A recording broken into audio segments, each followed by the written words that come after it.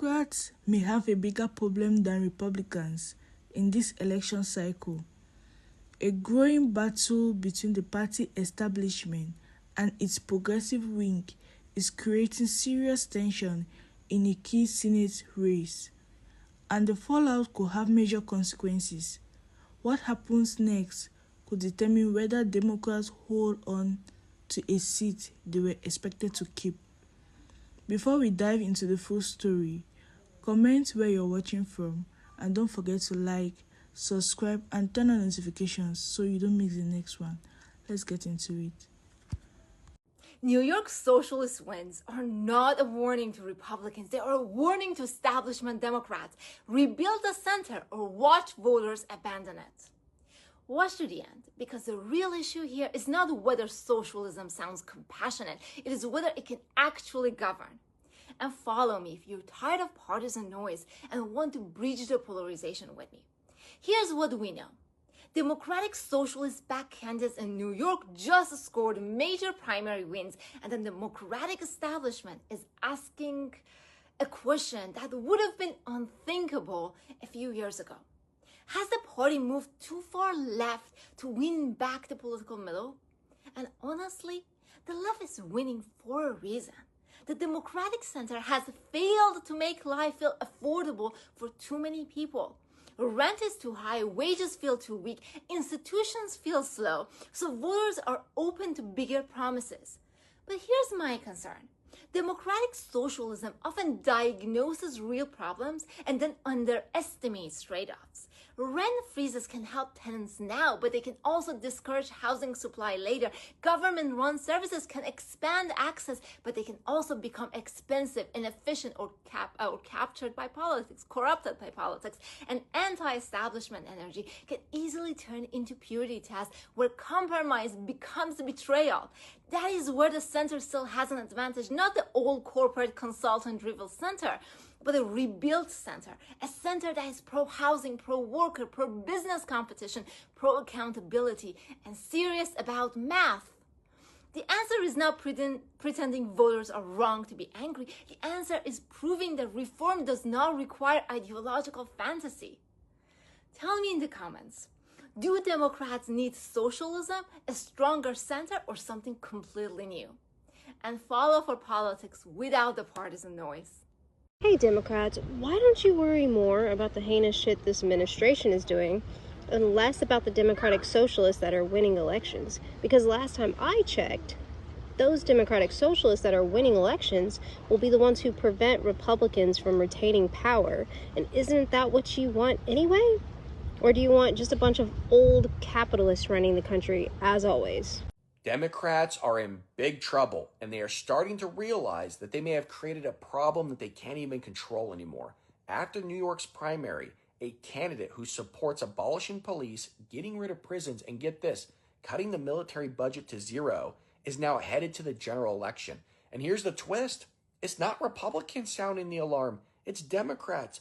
People inside the Democratic Party are now openly asking whether the socialist wing is taking over before anyone realized it. Supporters are saying, well, this is exactly what Democrat voters wanted, and they very well might be right. But critics are saying if these ideas become the party's new identity, well, Republicans won't even have to make campaign ads anymore. I mean, heck, the headlines will do it for them. So the real question isn't whether this happened in New York. It's whether New York is about to become the blueprint for the rest of the Democratic Party. So what do you think? Is the Democrat Party going full socialist? I got to know. Let me know in the comment section. Appreciate you. So we've all seen the new talking point from patient number 47, Donald J. Trump, and all of his MAGA Republican friends, calling Mamdani and all the Democratic Socialists things like communist and using Red Scare tactics to make you, the voter, afraid. But here's the thing. These socialist policies that they are railing against, these kind of policies actually keep the red states afloat. What do I mean by that? Well, for every dollar that these red states send the federal government in tax money, they get $1.51 in return, meaning they take more than they actually put into the system. But yet the blue states, states like California, states like New York, for every dollar that they spend, they only get 74 cents back, meaning they are donor states. That's right, MAGA.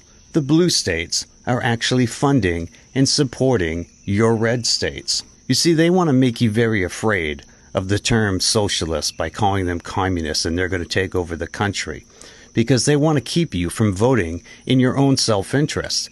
They want to keep you from voting candidates and policies that will actually change your life for the better. You see, they don't want you to have health care.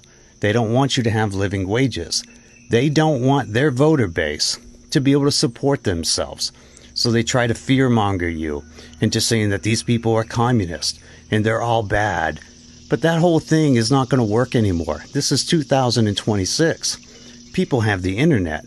They can research and look these things up for themselves if they choose to do so. We don't have to keep falling for the same line of Red Scare tactics that this country has always fallen for.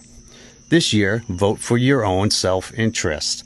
Vote blue, vote for progressive candidates who want you to have living wages, candidates that want you to have health care, candidates that would love to see you educated, candidates who actually want you to have a better life, a better future for yourself and for your kids and for your grandchildren. Like, share, follow for more. This is Grim with Get the Rant, and I'll see you all in the next video. What's your vibe? Most Democrats are socialists and they don't even know it.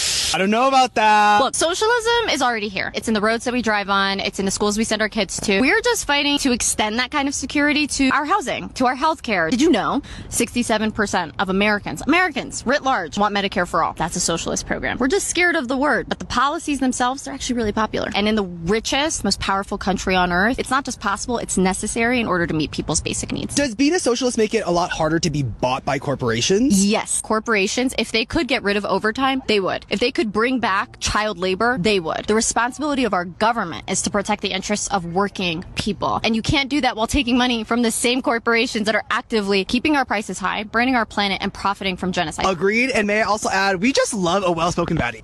Hey, what's up, America? The midterm elections are coming up in November, and as of right now, it looks pretty bad for the Republicans. But we're also seeing the Democrat Party being hijacked by the Democrat Socialists. And it's very clear that socialism is spreading here in the United States, and that's the goal of the liberal. Not a compromise with the right wing, not holding dear America's values. Switching to socialism. So even though the future looks pretty bleak when it comes to the midterm elections, I'm urging each and every one of you to not vote for a liberal of any kind. If possible, please also don't vote for a Republican, but for fuck's sakes, do not vote for a Democrat socialist or a Democrat that has leanings towards democratic socialism. The Democrat Party has been hijacked by socialists. The Republican Party has been hijacked by the interests of the elite. Both are bad for America, but if socialism spreads, we're all fucked. So if you see a Democrat that's a socialist, tell them to fuck themselves. Don't vote for them. I'm not happy with the Republicans and I'm disappointed in Donald Trump, but it's a damn sight better than a socialist turd, because why vote for an antiquated economic and government system rooted in the Industrial Revolution? Fuck that stupid shit. We don't want Democrat socialists running the country, trust me. If New York's power grid cannot handle New Yorkers keeping our air conditioning below 78 degrees, then the solution is to improve the power grid. I'm not telling New Yorkers to suffer by keeping our apartment at 78 degrees. Of course, socialist Mamdani thinks this way because socialists don't believe in innovation, because innovation only comes from private industries and private ownership. He's just so un-American. The American capitalist solution to issues is deregulation and innovation, but a socialist solution is actually no solution at all. It's just expecting people to suffer. We should believe his mom when she says that Mamdani is not American, he's Ugandan, and maybe he's used to keeping his mansion in Uganda at 78 degrees, but that's not how we do things here in the United States of America. So you can kiss my air-conditioned ass.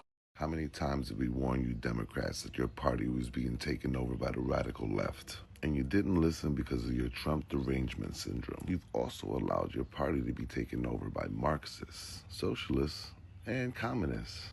These people who hate everything about America. And now you're sitting back trying to figure out what happened. What happened is you ain't stand up for what is right, or what you believed in, what you allowed because of your Trump derangement syndrome.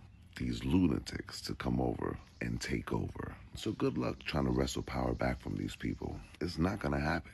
Democrats are about to learn why the socialists that they have empowered over the past few decades are extremely dangerous. Take it from the 29-year-old socialist in Colorado that just ousted a 15-year incumbent Democrat in their primaries. She has come out and said that she will not support Hakeem Jeffries for leader and that she will not support any Democrat that takes any sort of money from political action committees. Now, that in and of itself is a no-go because you have to have money in order to win elections. You have to buy TV time, you have to buy paperwork, you have to buy mailers, etc. But at the end of the day, they are about to create a problem, a civil war within the Democrat Party. And realistically, from the outside, it's going to be glorious to watch as the Democrats absolutely cannibalize each other going into the midterm elections and even after if they don't win by the margins that they assumed they would. I think we are about expanding democracy in every part of our lives, and we want to democratically handle how militarized our society has become. Why does the United States spend $1 trillion on a military budget while we can't repair roads and bridges, while we can't provide for childcare for everybody? We should be funding babies and not bombs. Why does our government spend billions of dollars per year on the state of Israel while it's doing genocide, while it was already enacting apartheid? Israel's not committing a genocide. You know, like I was raised to believe in Israel is committing a genocide. Israel has killed tens of thousands of civilians. Many of them are children and families.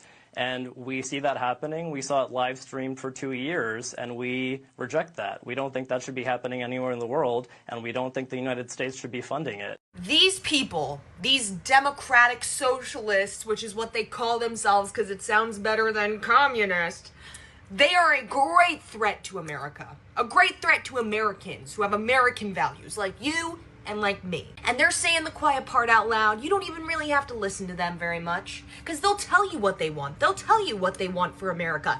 They want to give you free health care. Free health care. Ugh! What kind of fucked up world is this? They want to expand government assistance to people who need help by taxing billionaires? Those are my friends. The billionaires you want to tax? Those are my buddies. Anybody think about them? Anybody think about their feelings? Look at New York. Look at Mom Donnie. Free child care for any child under the age of 2. That's rich. That's rich. Who gives a shit? Who gives a shit about that, really? I know I don't. They want to expand public transit and infrastructure that supports walkable cities? These people are coming to kill you. And get this. The 40-hour work week, they want it gone. They want a better work-life balance. Who wants that? Who even wants that? Is this the America we want? Is this what we really want? According to this new report from Axios, a bunch of centrist House Democrats are, quote, preparing for war if the new slate of far-left members who just won their Democratic primaries ultimately end up joining their ranks in Congress and try to hijack the House floor to extract ideological concessions. 13 House Democratic members and candidates signed on to a Promise to America initiative. They're pledging to stay true to centrist principles, including capitalism over socialism, fiscal discipline, strong borders, and pride in the United States. Among them, current House Reps Tom Suozzi, Adam Gray, Laura Gillen, Don Davis, Kristen McDonald-Rivet, Josh Gottheimer, Maggie Goodlander, Janelle Bynum, Vicente Gonzalez, and Susie Lee. One of these lawmakers told Axios, quote, there's going to be war, calling the incoming leftist members bomb throwers, not problem solvers. Here's Tom Suozzi. As we said in our pledge, we're for capitalism, not socialism. We're for safety, not lawlessness. We're proud of America, not ashamed of America. And we need to be promoting those things. And, the far left and the far right, they're all very well organized. But those of us that don't support those far left or far right principles need to do a better job organizing and getting our message out. This comes after candidates endorsed by the Democratic Socialists of America defeated several well-funded incumbents with the help of endorsements from New York City Mayor Zohran Mamdani. Fox's Chad Pergram talked to Congressman John Larson about the fallout. What did Congress have to do with elections in New York? The voters of New York make up their own mind. We don't control voters of New York. In America, in a free democratic republic, people get to choose their elected representatives. The people of New York have made a decision. And the result is widely expected to deliver the largest far-left coalition in history after the new candidates join ranks with the current squad members in the House. I believe in capitalism, so I'm not a socialist. So I don't know whether that's an issue or not. Look, I think what happens in New York City is sort of just what happens in New York City. When we have the power, we're not afraid to use it. The coalition could also pose a problem for House Minority Leader Hakeem Jeffries if Democrats end up taking a majority in November and Jeffries tries to take the Speaker's gavel. At the end of the day, this race has become about much more than one Senate seat. It's a test of who truly controls the Democratic Party, the establishment figures who have led it for years, or the progressive movement that's demanding a more aggressive agenda. What once looked like a safe Democratic seat is now becoming a potential battleground, and that has party leaders paying very close attention.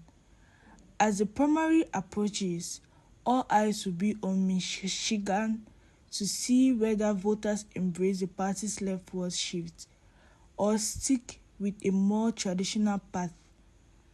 Either way, the outcome could have effects far beyond one state. Let me know your thoughts in the comments below. And if you enjoyed this breakout, don't forget to like, subscribe, and turn on notifications for more content from Black Voice Daily.